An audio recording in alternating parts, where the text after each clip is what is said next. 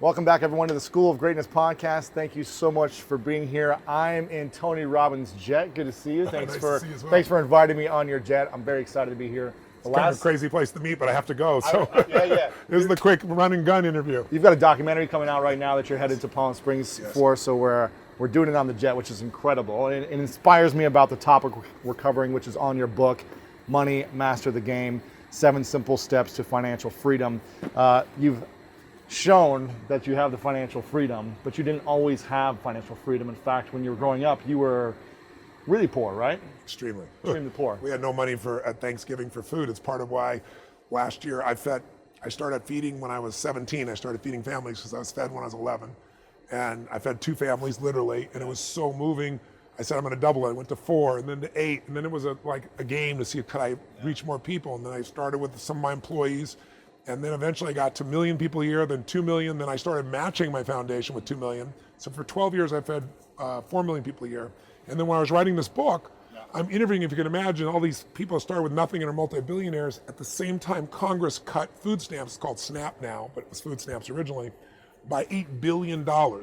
So it's equivalent, to give you an idea, of every family that's being supported giving up all their meals 1 week out of every month for 12 months. Wow. So I decided I wanted to do something about it. So I got a $5 million advance for the book. I gave all the money to Feeding America. And then I said, if I want to feed 100 million people, what I got to do? So I wrote a much bigger check.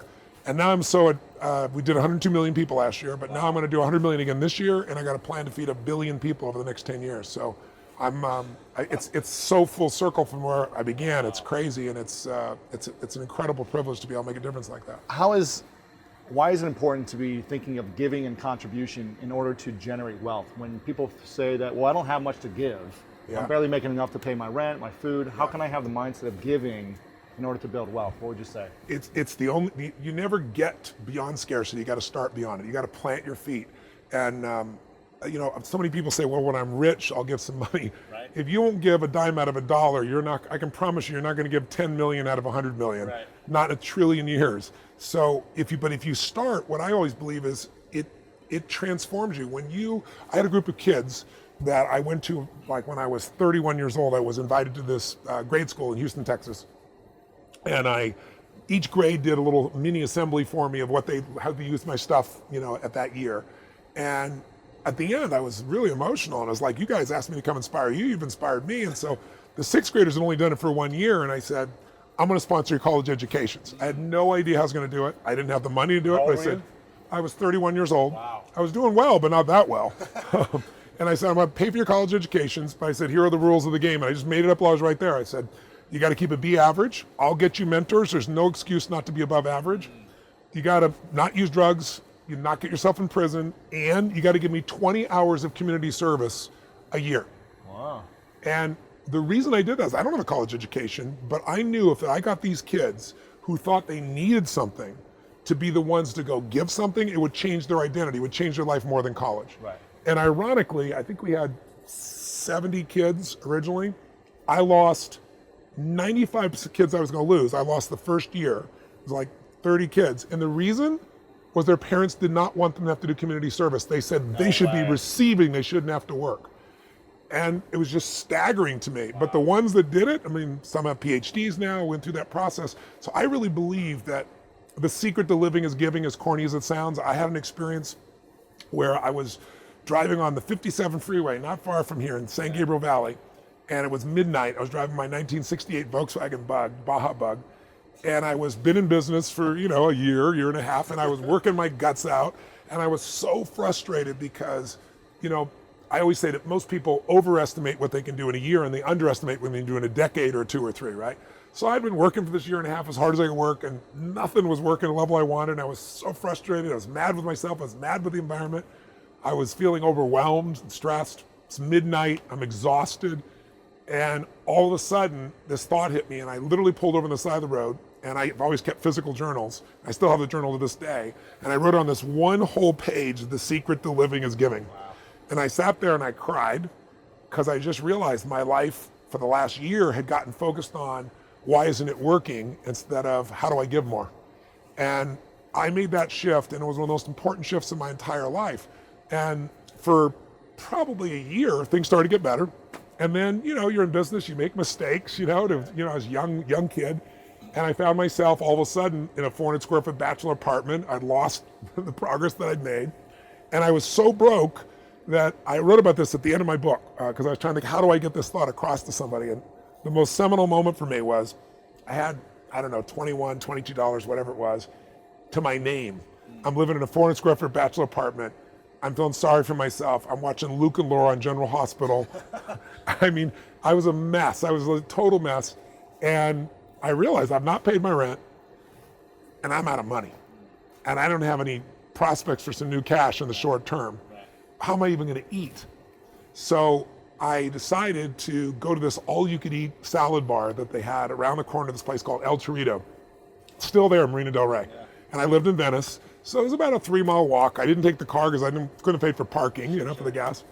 And I walked there and I went in and I had this meal where I basically loaded up for the winter. I ate plates of food, just tacos and salads and everything else.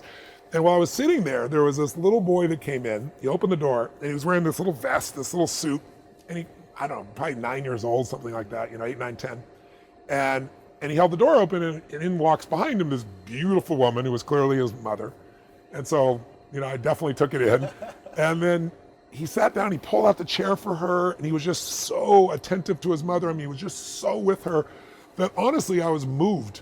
And so I finished my meal, and then I got up and I paid the bill, and I don't know, it was like $6 in those days, for all you could eat salad bar, whatever it was. And so I had whatever was left, $17, $18, $19. And I walked over to this little boy before I left. And I said, hi, and I introduced myself. I said, I'm Tony, and he told me his name was Paul or whatever it was. I don't remember his name. This little boy. I said, Paul, I said, you are a class act. I said, I saw I held the door open for your woman. I saw how you pulled up the chair for her. I said, taking her out to lunch like that is really cool. And he goes, well, she's my mom. Right. And I said, that's even more cool. And I said, taking her to lunch. He goes, well, I didn't take her to lunch. He goes, whatever. I think he said he was 8 or 9. He said, I'm 9 years old. I don't have a job yet. And I said, yes, you are taking her to lunch. And I reached in my pocket and I took all the money I had left, whatever it was, $17, $18, $19, and I dropped it in front of him. I had no plan to do this. It wasn't like manufactured. I wasn't trying to impress this woman. And he looked up at me like shocked and he goes, I can't take that. And I said, sure you can. He said, how come? I said, because I'm bigger than you are, right? And he laughed like crazy and I didn't even say another word. I just walked out the door. Didn't even look at his mom. You didn't get her number, huh? No, I didn't get her number. And I got to tell you, it was the most powerful experience of my life because I didn't walk home. I kind of flew home. And I should have been like, what is the matter with you? You have no money for food. You get the last little pennies you have left. But I had no fear. I had no scarcity.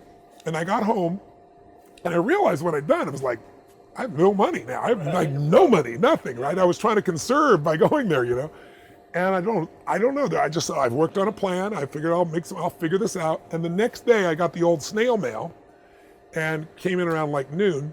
And I pull out this letter and there's a young man that I had loaned $1,200 to. And he had not paid me back and I was desperate for cash. So I probably called him 10 times trying to track him down, not a single response. And I was so hurt and pissed. And here's the letter from this guy saying, I'm really sorry. I know you've been trying to reach me. Wow. I've been avoiding you. And here's the money you owe. And I'm going to give you some interest as well. So I got, at that point, that was like more money than anything. And so once again, I'm sitting there, tears going down my face. I'm an emotional character. And I just thought to myself, why did this happen? And I chose to believe, I don't know if it's true, but I chose to believe that it's because I let go of trying to just take care of myself. I did what was right. I didn't plan it. I did it spontaneously. I saw it. It felt right to me. I did it. And I felt no scarcity. And I can tell you, I've had plenty of tough times. I have 18 companies and 12 I manage actively. I got 1,200 employees on multiple continents. We do $5 billion a year in sales across different industries now. I mean, it's a different world for me now. But since that, and I've been near bankruptcy multiple times in companies and things like that. I pulled it off, always, never went bankrupt. But I faced really tough times. I never went back to that level of scarcity, not since that day. So it's a long way of saying, when you have nothing is when you need to give.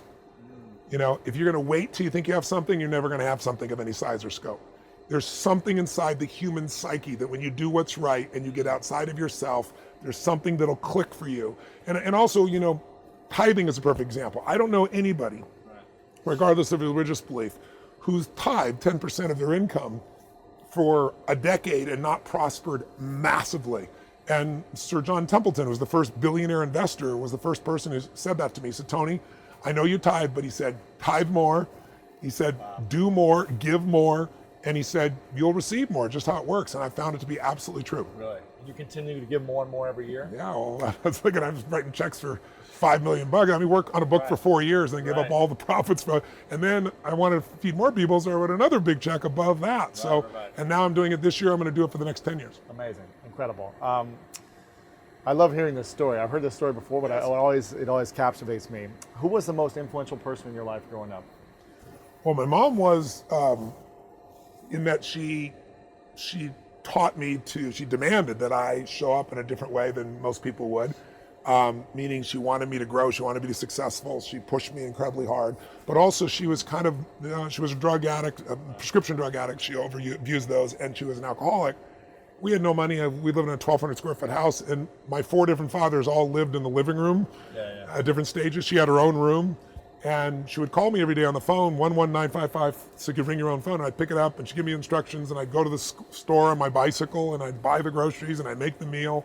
I really literally didn't see my mom most days, and I didn't understand any difference. So she gave me an incredibly high standard, and she gave me a big challenge, and she was physically abusive. She smashed my head against the wall till I bled. She poured liquid soap down my throat till I threw up because she thought I was lying. Wow. And yet I loved her, and I knew she loved me, so it's confusing as hell.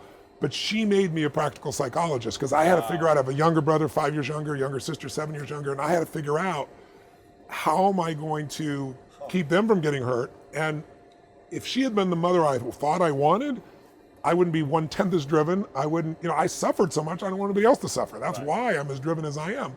I don't have to do anything at this stage of my life, but I'm more driven today than when I began. So she was the most influential person. The next most influential person were a set of mentors. I had Jim Rohn, personal development speaker I went to work for when I was 17, massively influenced my philosophy.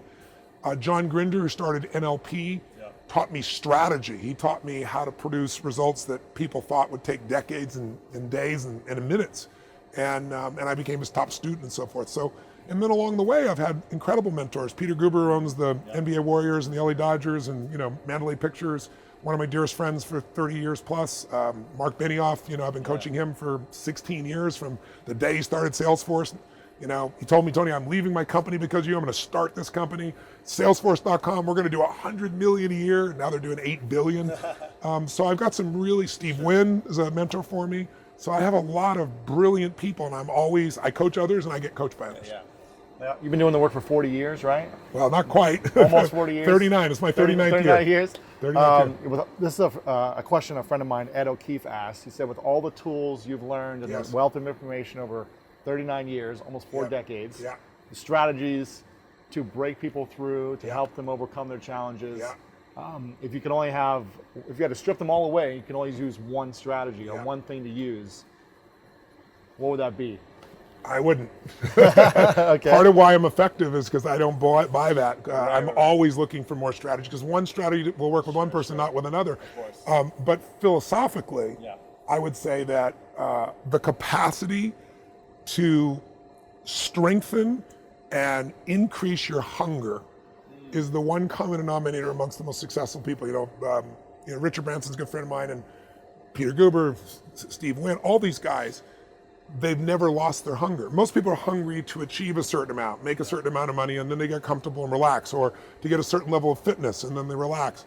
But, Richard is as driven today as when he was 16 years old starting. I mean, he's like on fire, and he's 65 years old. Warren Buffett is 85 years old. He's as driven today as when, he began the journey, right?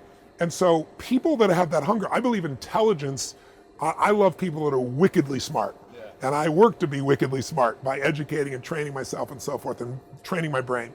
But there's a lot of intelligent people who can't fight their way out of a paper bag, right? Absolutely. Hunger is the ultimate driver, because if you're hungry, you can get the strategy, you can get the answer. If you can't model it, you can find it. So hunger, modeling would be maybe the next best skill, knowing that success leaves clues, like why reinvent the wheel? If someone took this plane, was Mickey's plane, who owns the Miami Heat and owns Carnival, right?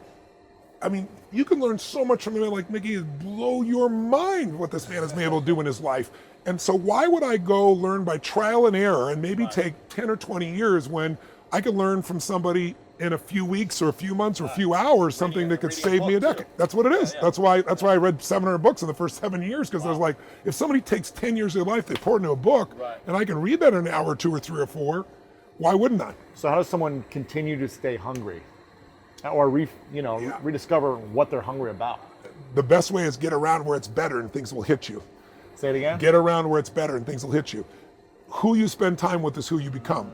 So, when I started coaching all these billionaires, there's a part of me that said, I'm as smart in certain areas as they are. I got to step my game up. It's not about the money. It's about how can I take the invisible and make it visible? How can I find a way to add more value to other people to such an extent where economics are not a question whatsoever, and then I can take those economics and do even more where I'm not there. I look at money as portable power.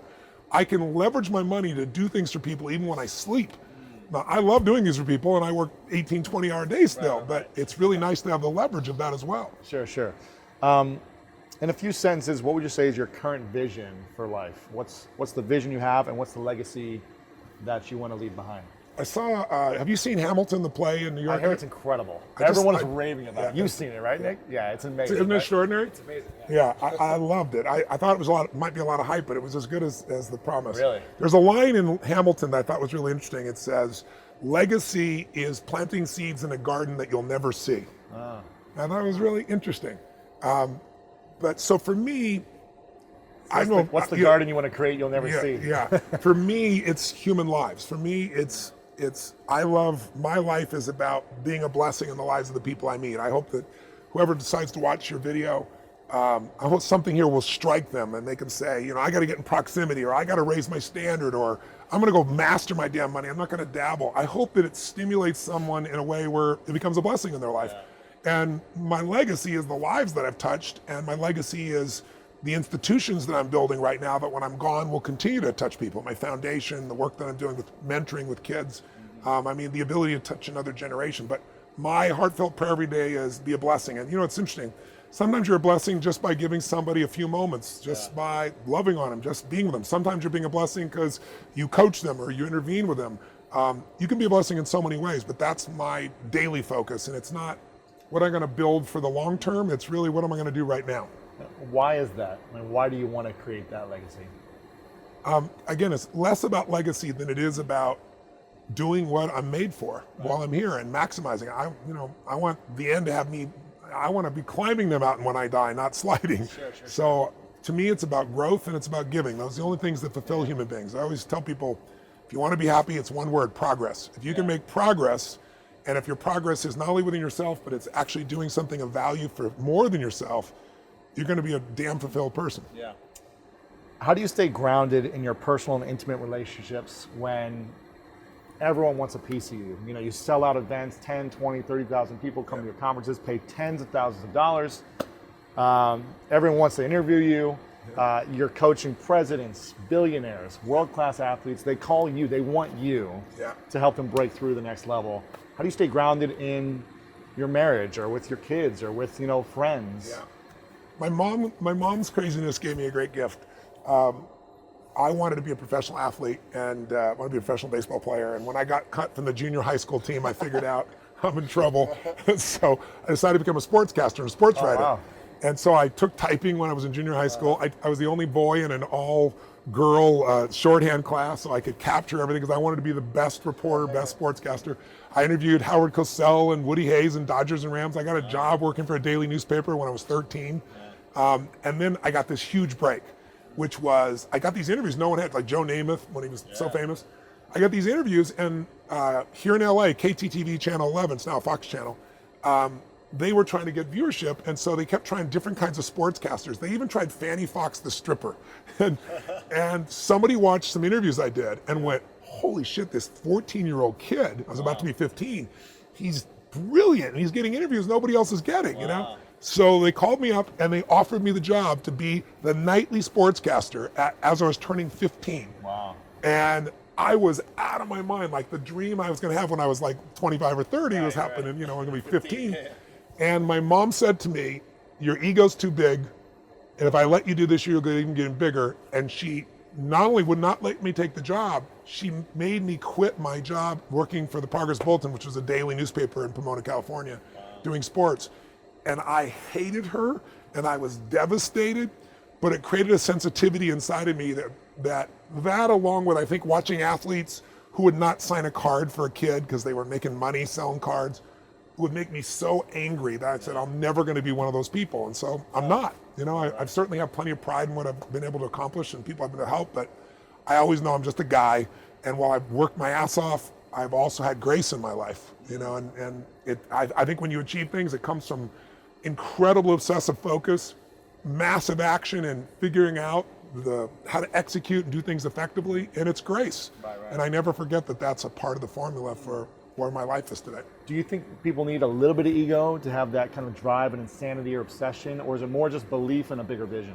I think, you know, ego can produce drive, but that kind of ego will make you not be fulfilled. Yes. And we all have it until we get a few hammers, because in the beginning, when you're young, especially a young man, I think even more so than a woman, you know, you're trying to find yourself. You're trying to prove yourself to the world, and really you're trying to prove it to yourself. Right. Like in the very beginning for me, I used to attack psychiatrists and psychologists because I care about people so much, and because I learned how to handle them in an hour, and they're working with someone for 7 years, and I would just go crazy.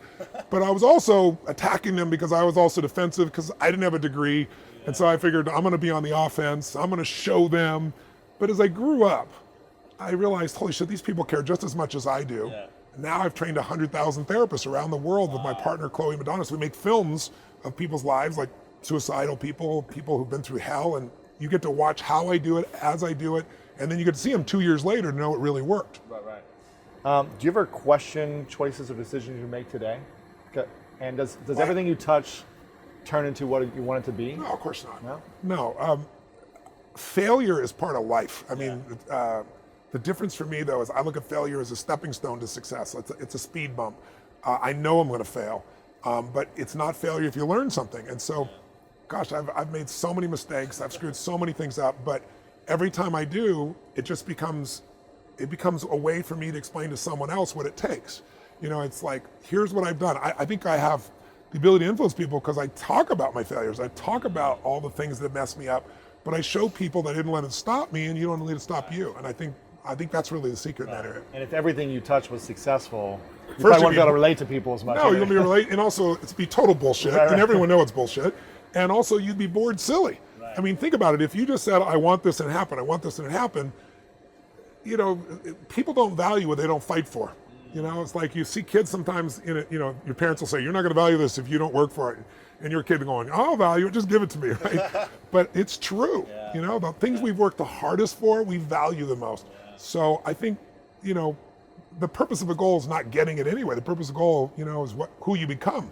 Who you become is going to make you happy or it's going to make you sad. Yeah. So I'm not looking for an effortless approach. Sure. There's no such thing. Now I'm curious about relationships and building wealth. Yeah. Is it important to, or how important is it to have the right partner in a marriage or an intimate relationship in relating to building wealth? Does it matter who you choose, their mindset? Does any of that play an effect in how much you're going to make, or? It won't affect how much you make, but it'll affect how your relationship a lot, right? Uh-huh. You know, getting on the same page is really, really important. But when my wife and I met, we both grew up very poor.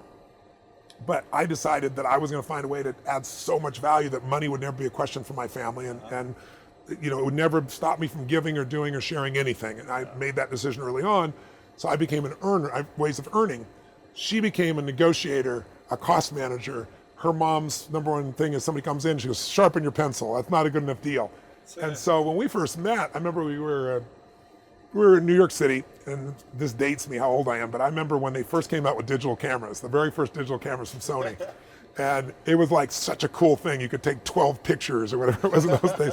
But we were down in New York City, we're in Times Square, and we went into one of those camera shops, and it was Christmas time.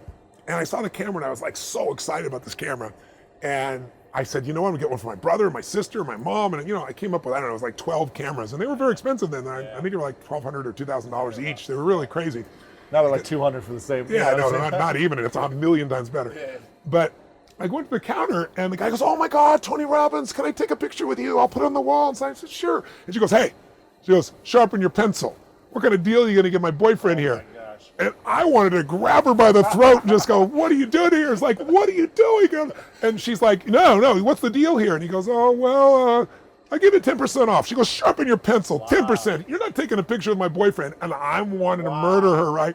And I was so mad. I mean, I was so mad. And so she got like 15% off and free camera cases and all this stuff. And I'm shaking my head. We left. I was like, we had this big fight. Wow.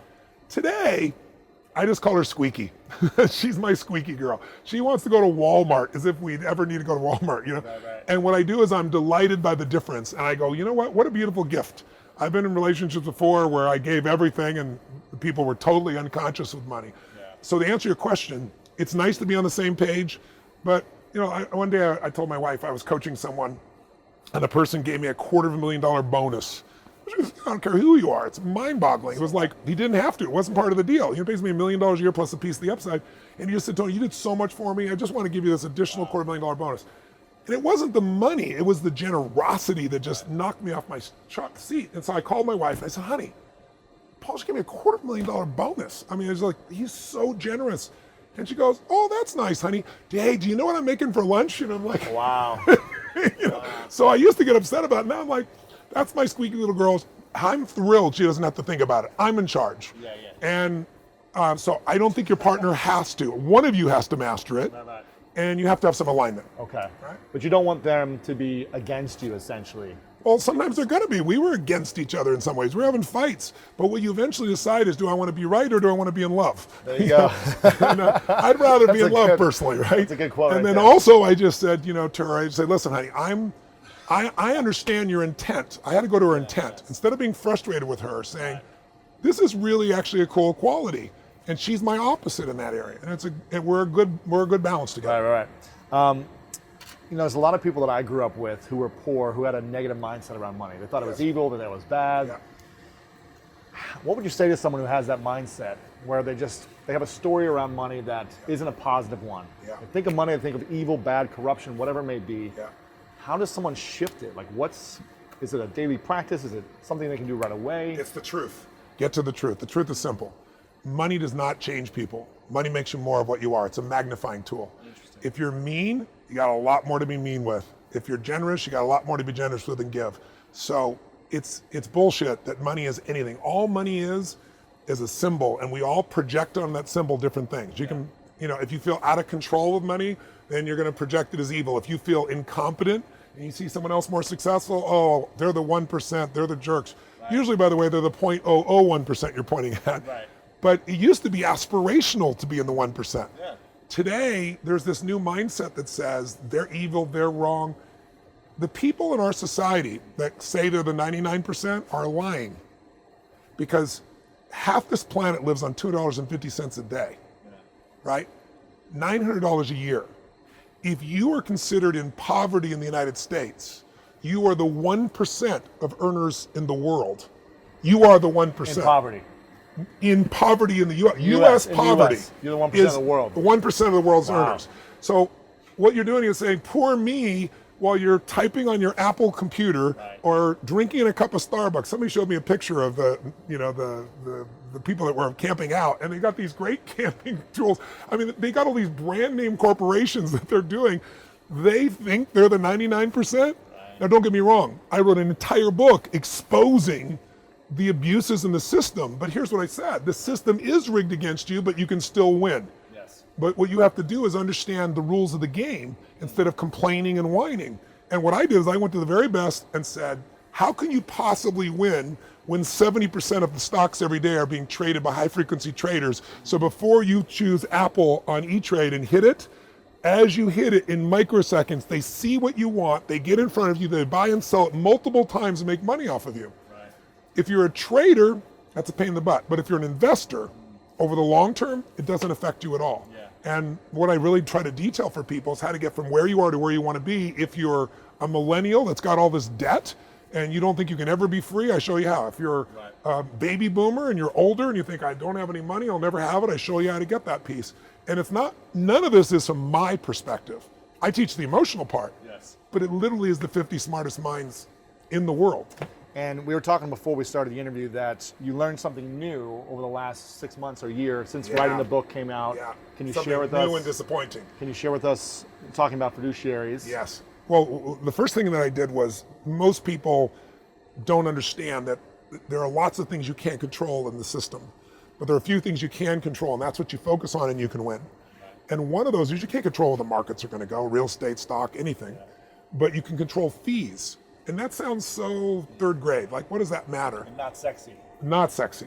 But when I met with Jack Bogle, who created Vanguard, the largest index fund in the world, they got $3 trillion with a T, and 63 years in the business, he said, Tony, I know you care. You've got to uncover for people where the fee structures are. Like, for example, most people in America have their money in their home or their 401k. And there's more 401ks than there are homes, right? Yes. He said, Tony, the abuse in that system is so bad. So when you uncover the fees, and I did this in the book, I created a system where people could go into showmethefees.com if they had a 401k, and it showed you exactly what the fees are and what it means to you compounded, because every 1% in fees you pay more than you need to, because of compounding, means you gave up 10 years of income when you go to retire. So for example, the average person puts their money in a mutual fund. They don't know which mutual fund to go to. They look on Morningstar, maybe it's 5 stars. If it's 5-star, you're already overpaying for it. It's not going to stay a 5-star. And the average mutual fund pays 3.12%. All right, that's the cost. Now, you think it's 1%, but there's a 35-page document that if you know how to read it, you'll find 17 of the fees. Right? Well, why does that matter? It's only 3%. It's 3% compounded year after year. So what happens is you go out, you put yourself in this position, and you could have paid for Vanguard, for example, an index fund, 14 basis points. That's 14 1/100ths of a percent of 1%. The other person's paying 3% for the same product. It's the exact same set of stocks. Right. So what's the difference? Well, those 3% are going to cost you, to give you a perspective, 60% of what you earn is going to go to somebody else that didn't have to go to them just because you were ignorant. Right. So it's kind of like, do you want to buy a Honda Accord? An example I always give is $20,000, but in this case, $20,000 Honda Accord, you're paying $1.2 million for. That's the difference between 0.14 and 3.12. Sure. And so there are people living next door to each other that are paying 1,000% more, most of them 100% more than their neighbor for the same product. There's no industry in the world except the financial industry we can do that. And the way they do it is by confusing you so much that you give up and say, just manage my money, and so they take it away from you. So in the book, I explained how to do that. I also built a site, another site called portfoliocheckup.com, and I built it so you could put all your accounts in there, not just 401k. It pulls them for you in 2 minutes, shows you all the costs, shows you how much risk you're truly taking, and compares you to some of the best portfolios in the world, so you know how it compares. I don't, just like the book, I donated all the profits from it. I didn't do anything. And then if you wanted to work with someone, I taught everyone, 90% of the people in the financial markets that you go to as a wealth manager, investment manager, they're a broker. Yeah. And there's nothing wrong with a broker except they're just a salesman, and they're going to sell you what the house tells them to sell you, because the house always wins. And they're going to sell you underperforming assets, because mutual funds, 96% of them never match the market over any 10-year period of time. So it's going to underperform, and they're going to overcharge you. So I said, go to a fiduciary, new word for everybody, the F word, fiduciary. All it means is there's a small percentage of the population that's required by law to put your needs ahead of their own. Meaning, if I told you, I'm a fiduciary, I tell you to buy Apple this morning, and then the stock drops and I buy it later today for myself, I have to give you my stock. That's how strong the law is. Really? Yeah. Wow. Small group, they're called RIAs, Registered Investment Advisors or fiduciaries. So I built this platform, gave away all the money, and then said, go to a fiduciary, and I recommended the 7 largest fiduciaries in the country. And then 5 months ago, I had one of the guys on the platform, his name is Peter Maluk, and he has a company called Creative Planning. And Creative Planning is the #1 rated firm in the world, #1 independent wealth manager by Bloomberg for 3 years in a row. No one's ever done it for 3 years. 2 years in a row for CNBC. And he built this family office. It's like billionaires have a family office. It's a place where they have 8 or 9 people who, one works on protecting you, One works on your mortgages, one works on your taxes, one to make sure you get the most efficiency, one's working on your investments. And all billionaires have a family office. He built a family office for people that are multimillionaires. And so he comes to meet with me and he said, Tony, I want to share something with you. He goes, there are these hidden rules in the law, these gray areas that if people are on the edge legally, and everyone on your platform is doing this. And he said, it's called dual registration. And what's that? He said, I tell you I'm a fiduciary, so now you trust me. And legally I'm responsible to take care of you. But I have this dual registration. So in the middle of the conversation, I can switch hats and become a broker and you don't know it. Wow. And I can sell you some product that costs 2 or 3 or 4% and it underperforms and you don't even know it. You think I'm giving you independent advice and it's not independent advice. And I did the homework in every firm, including some people I really liked were doing it because it was a way to get more margin for their business. Sure. So it's not right. So I kicked everybody off the platform and I sat down with Peter and I said, you're the only guy of size. He has 20 billion in assets he's approaching right now. I said, you're the only guy and you're number one. I said, I want to recommend more people to you, but you only do billionaires and multimillionaires. I said, keep doing that. You got the greatest practice in the world, but how about you build something, another division that'll work with people with as little as $50,000 and give them the CPA, the tax, give him everything the same, and he charges less than 1%. 1.2 is the highest for somebody with like no money, and it goes down to 25 basis points. I said, people charge more than that just for the financial advice. You're doing everything. I said, if you do that, I'll partner with you. So he took 3 weeks, came back to me, went back and forth, started building a new division. Over the last 5 months, he's been building it. So now I'm on his board of advisors, and I'm also the chief of investment psychology. So I educate both the general public and his people on how to meet people's financial needs at a different level.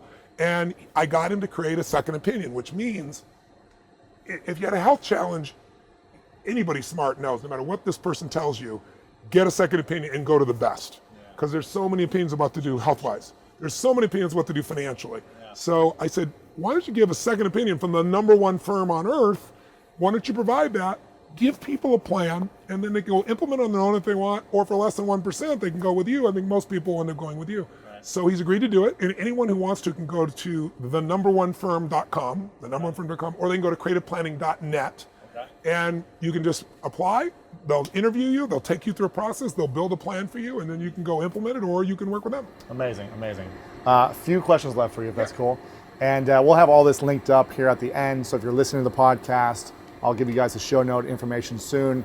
If you're on YouTube watching this will all be linked up below. And also I'm gonna do something for anyone watching this on YouTube. The first 100 people to leave a comment and share this video, I'm gonna buy you a book. I'm gonna send you one of his books, the paperback copy, for the first 100 people that do that. Oh, that's cool. Because I wanna get the message out there. That's great. And by the way, every book that is bought, 50 people are fed. There you go. So all the money still goes out in the paperback just like that. You should buy one as well and give it away. That's what you should do. Final few questions.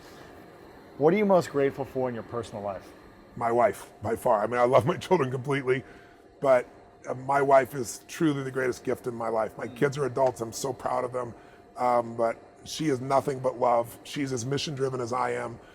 She doesn't have the same constitution I do. So, I'm a crazy person, 50 hours in a weekend on stage. I do literally 18 miles on the first day. You've seen going around, jumping off the stage, getting people involved. I've walked on fire. I've done it all. It's amazing. Yeah. I do literally 26 miles to 27 on the third day, where I start at 8:30 in the morning and finish at 1 a.m. with one hour break. So the demands I make on my body are intense. My wife has the same will I have, not the same physical. So I try to take care of that way. But her love, her joy, her happiness lifts my soul and spirit. People say, who inspires you? I say my wife is the first place.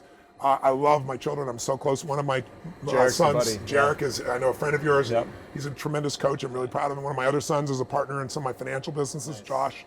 So my family is involved with my mission, which I'm really grateful for, because people talk about work-life balance, and it's bullshit. Anybody who's an overachiever, you're not going to find balance. Balance is like a teeter-totter. If you're in a teeter-totter and you get balance for 10 minutes, you and I, what are we going to do after 10 minutes? Somebody's going to start jerking this around to have some fun, right? You're going to be bored out of your mind. So I think of it as work-life integration. And the more you can get the people you love involved with what you do for your mission or for your work, then you don't have to worry about that work-life balance. I love that. It's a good answer. Thank you. I don't think I asked you this question last time, so I want to see what your answers are. I've been asking everyone else recently, though. If this is many, many years down the line, it's your last day. It's a very happy day. Everyone's there. You've created everything you've ever imagined. The seeds you planted are happening, and the gardens are being, created everywhere. But everything you ever produced, physical books, audio, workshops, videos, have all been erased for whatever reason.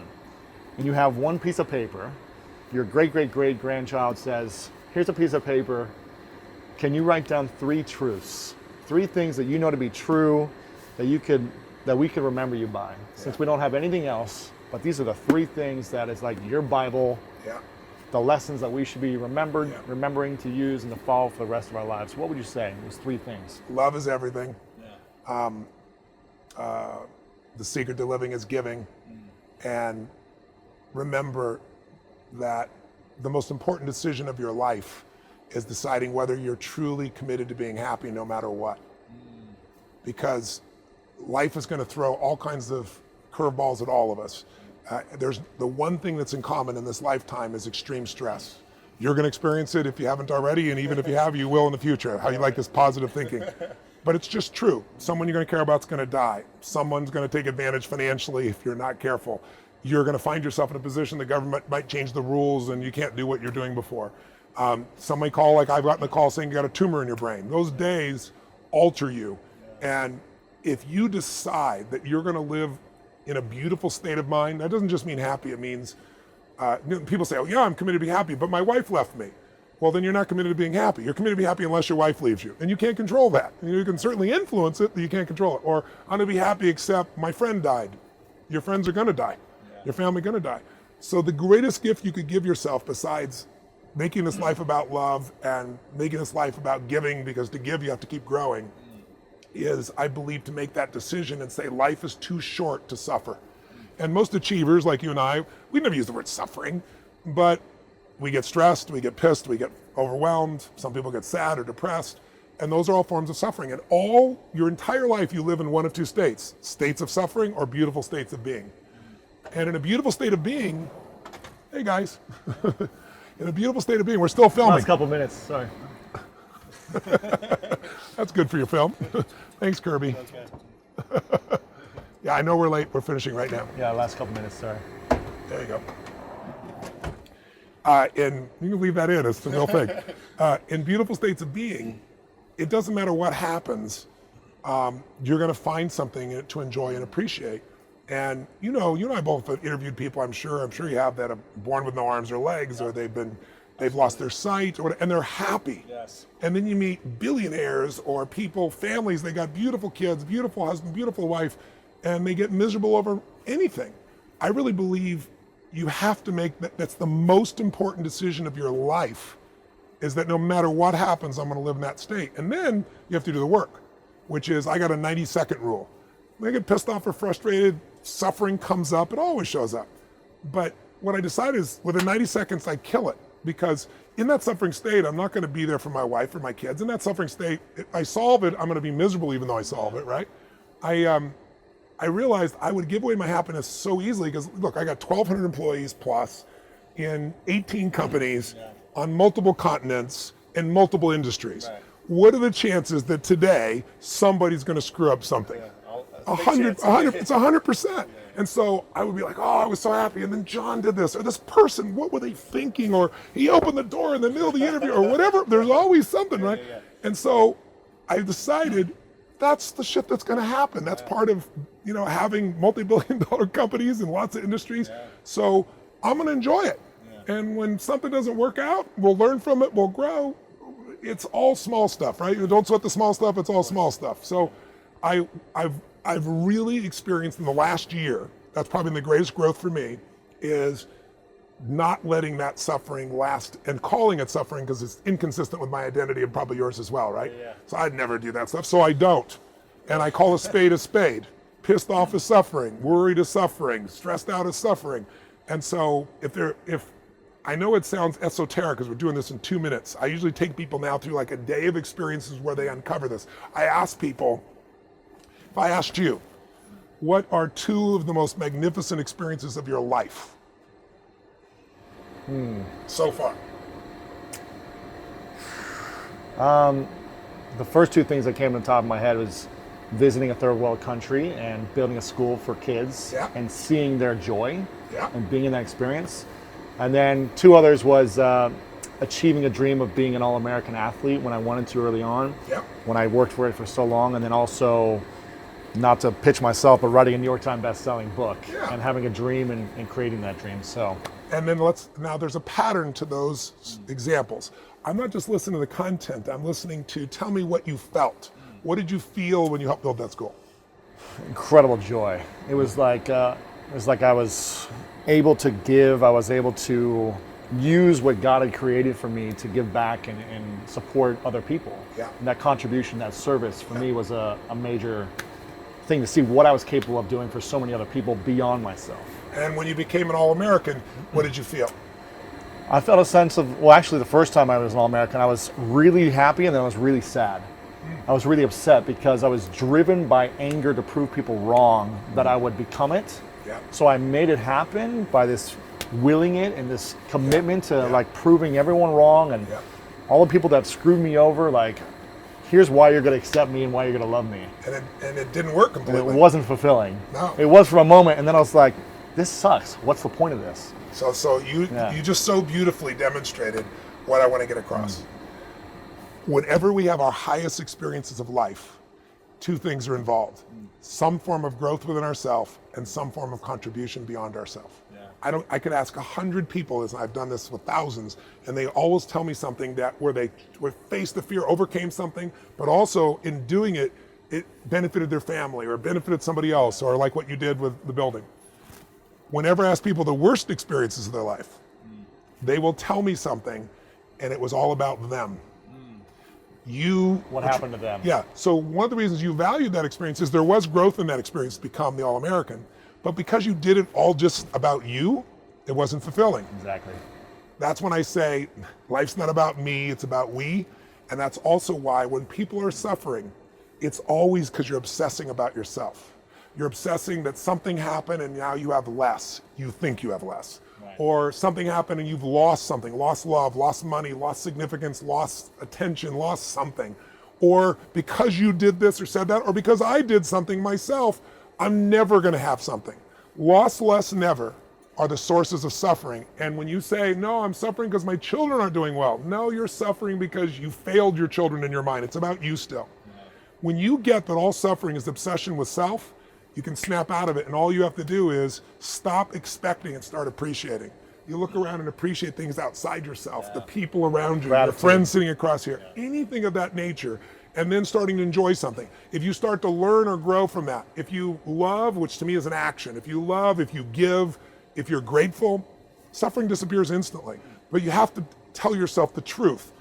The only suffering is in your mind. It's because this brain is not designed to make you happy. It's 2 million years old. It's designed to make you survive. Happiness is your job. And happiness is a decision, and it's a daily set of practices. And the difference for me from before, if you said, do you have a beautiful, magnificent life? I said, are you kidding me? I mean, it's like, I have this incredible mission. I work with millions of people. I have this beautiful family. I love my wife. I'm physically strong and healthy. But it's like a business.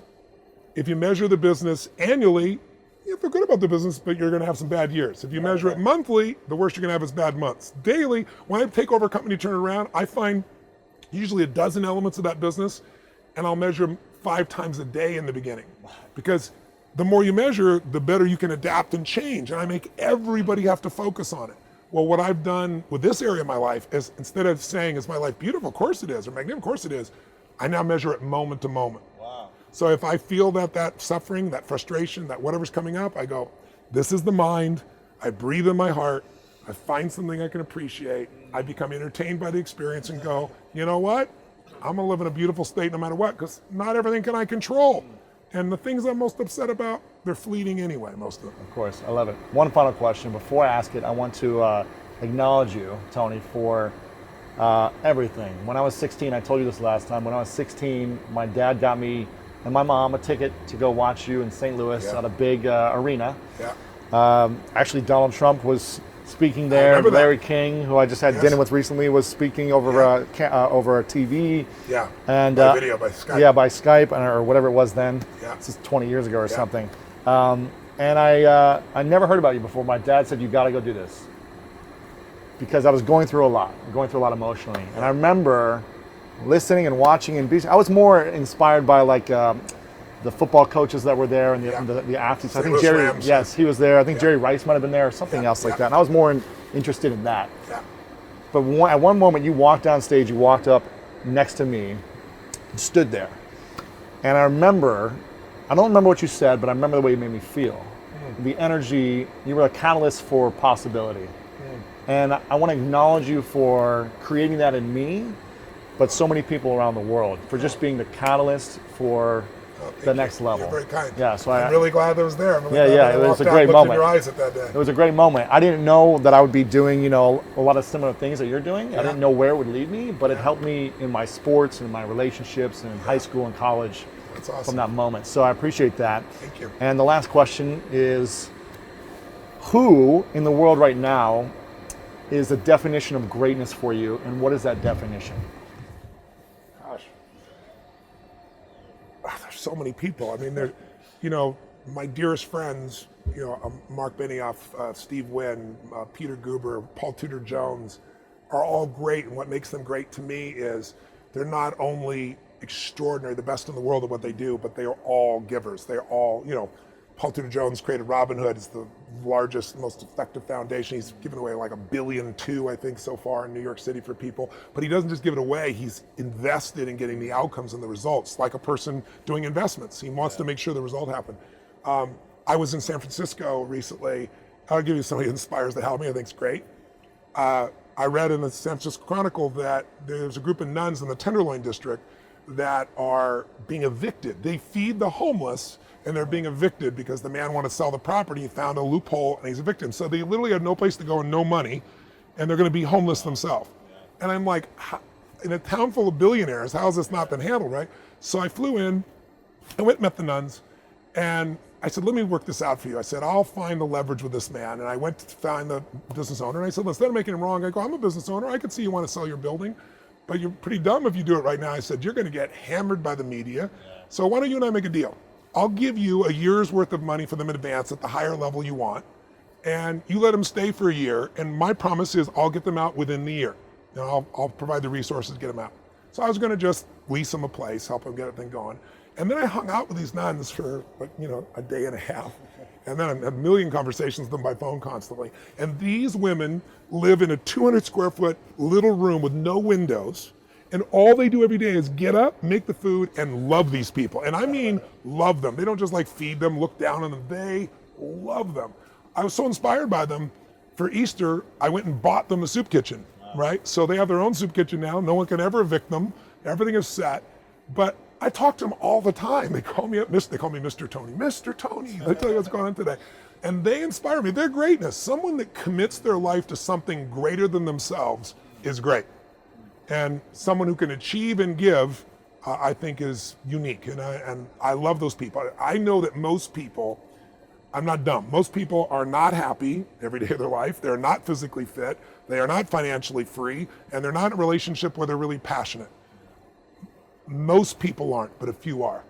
And I'm obsessed with finding the few who do and figuring out what makes them different than everybody else and then teaching that. And it looks like you're doing the same thing. I love it. Tony Robbins, thanks for being here. Appreciate it, man. Thanks for my time. Now get the hell off my plane. No, just kidding. Exactly. I got to fly. That's why they opened the door. It's all good. Thanks, man. Appreciate it. Hey guys, thanks so much for watching this video. I really appreciate it. And if you enjoyed this video, then make sure to subscribe to my YouTube channel. You can do that by clicking right here to subscribe, because each week we come out with awesome, epic, and inspiring interviews and messages and videos just for you. So click subscribe right here to get notified of new videos every week. Also, if you enjoyed this specific interview, we've got a lot of great interviews like this that are uplifting and inspiring. So click right here to watch the previous interviews, because the people I've had on are pretty cool and epic as well. So click here to watch previous interviews. Click here to subscribe. I love you guys, and I'll see you very soon.